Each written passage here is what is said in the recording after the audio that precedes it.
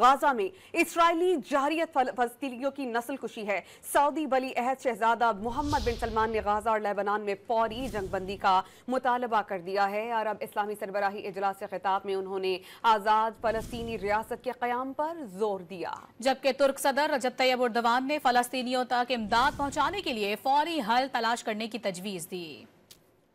अरब इस्लामी सरबराह इजलास में इसराइली जारहियत को फलस्तीनियों की नस्ल कुशी करार देते हुए गजा और लेबनान में फौरी जंगबंदी का मुतालबा किया गया। सऊदी वली अहद मोहम्मद बिन सलमान ने अपने खिताब में फलस्तीनी रियासत के क़याम की जरूरत पर जोर दिया। بالوقف الفوري للاعتداءات الإسرائيلية على الأشقاء في فلسطين ولبنان والزام إسرائيل باحترام سيادة الجمهورية الإسلامية الإيرانية الشقيقة وعدم الاعتداء على أراضيها। तुर्क सदर रजब तैयब एर्दोगान ने गजा तक इमदाद पहुंचाने के लिए फौरी हल तलाश करने की जरूरत पर जोर दिया। दावा किया कि इसराइल 2 रियासती हल को मनसूख करने और फलस्तीनियों की अपने मुल्क में वापसी को रोकने के लिए काम कर रहा है।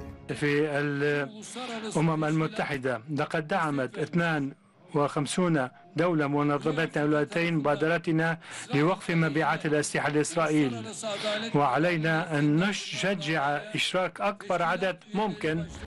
फलस्तीनी सदर महमूद अब्बास ने वार्निंग दी कि इसराइल की जानिब से फलस्तीन में अक़वाम मुत्तहिदा के इमदादी इदारे पर पाबंदी के होलनाक नताइज बरामद हो सकते हैं।